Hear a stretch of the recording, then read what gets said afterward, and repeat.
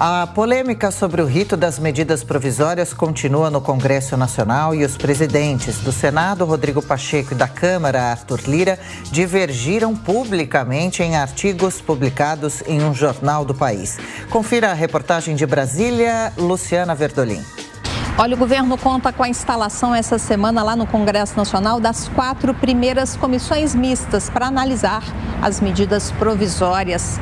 Devem começar a ser discutidas as MPs do Bolsa Família, do Minha Casa Minha Vida, do CARF e também da reestruturação aqui da esplanada dos ministérios. O impasse, no entanto, entre os presidentes da Câmara e Senado em torno do rito das MPs continua.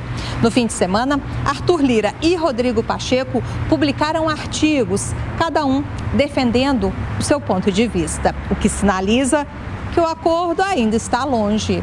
Segundo o presidente da Câmara, Arthur Lira, a pandemia mostrou que o modelo atual de comissão mista é disfuncional, ineficiente e desproporcional, já que não há um prazo para que essas MPs sejam analisadas. Lira disse ainda que o modelo favorece a oferta de carona a dispositivos estranhos e voltou a defender a igualdade numérica entre deputados e senadores. Lira tenta garantir que para cada senador a comissão mista tenha 3 deputados, uma vez que o Congresso Nacional é formado por 594 parlamentares, 513 deputados e 81 senadores.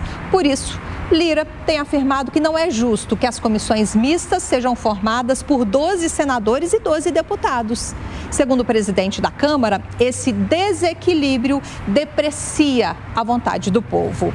Já o presidente do Senado defende a necessidade de respeito ao texto constitucional, em que existe o respeito à paridade das comissões mistas. O peso do voto de cada um parlamentar não importa. O que vale, segundo ele, é a vontade de cada casa. A proposta de Lira já foi apresentada às lideranças no Senado e foi rejeitada por todos. A reclamação dos senadores é de que as MPs acabam ficando muito tempo lá na Câmara e quando chegam ao Senado, o prazo já está no fim. Com isso, não há tempo suficiente para analisar com cuidado os temas. E aí, a briga pela instalação das comissões mistas continua.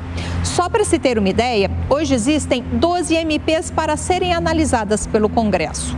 Para facilitar a aprovação, o governo trabalha com a possibilidade de juntar alguns assuntos. Com isso, é possível instalar apenas 7 comissões mistas.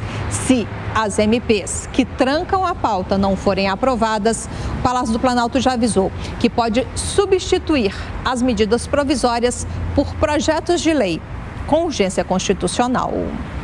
De Brasília, Luciana Verdolim. Bom, Amanda, quem tem razão e onde vai acabar essa discussão sobre as MPs? Seria bom se os presidentes Lira e Pacheco trabalhassem em harmonia, não? Seria ótimo, Adriana, até para o país, porque as medidas começariam a rodar, efetivamente aprovadas ou rejeitadas, e a gente teria talvez um norte, um rumo mais claro. A Constituição está ao lado do Pacheco, é bom que isso fique claro, porque por uma emenda constitucional de 2001 está ali estabelecida o rito de tramitação das medidas provisórias. Até o Arthur Lira, esses 2 textos foram publicados ontem na Folha de São Paulo, um de Arthur Lira, outro de Rodrigo Pacheco, lado a lado na coluna Opinião, e o próprio Arthur Lira conta ali que numa decisão do Supremo Tribunal Federal em 2012, até 2012, de 2001 a 2012, apenas 3 comissões mistas haviam sido criadas para avaliar as medidas provisórias. E a partir de 2012, por uma decisão do Supremo Tribunal Federal, aí sim, Câmara e Senado começaram a implementar e a usar efetivamente as comissões mistas em todas as medidas provisórias que chegavam lá. Isso só parou em 2020 por conta da pandemia. Como você não conseguia estar presencialmente no plenário, para dar uma celeridade a esse rito de tramitação, as medidas provisórias passaram a entrar pela Câmara dos Deputados. Um relator era era nomeado, aquilo tramitava ali, era votado e ali no apagar das luzes chegava ao Senado. Por isso a reclamação dos senadores pelo tempo exíguo que eles tinham para apreciação dessa MP. Ora, terminou a pandemia, já voltamos ao contato normal, aos contatos diários, nada mais justo que se volte ao modelo anterior estabelecido pela Constituição, não é pelo presidente do Senado ou da Câmara dos Deputados ou AB, é pela Constituição. Se isso tiver que ser mudado, isso tem que ser mudado pela Constituição. Agora, não há uma harmonia, não há um entendimento entre senadores e deputados de que essa tramitação deve ser mudada. Os senadores resistem a isso. Você tem que retomar a Constituição.